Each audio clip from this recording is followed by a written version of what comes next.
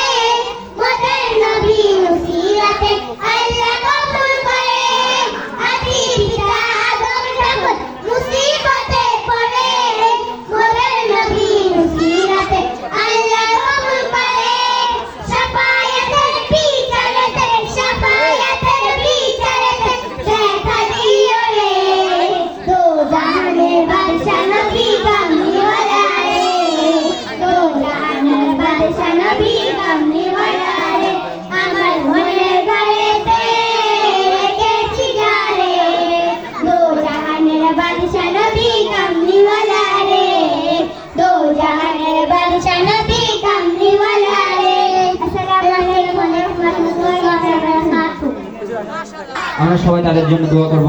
আল্লাহ তাআলা যেন তাদের কণ্ঠে আরো বারাকা দান করেন এবং এই কণ্ঠ দিয়ে সারা পৃথিবীতে যেন ইসলামের দাওয়াত ছড়িয়ে দিতে পারেন।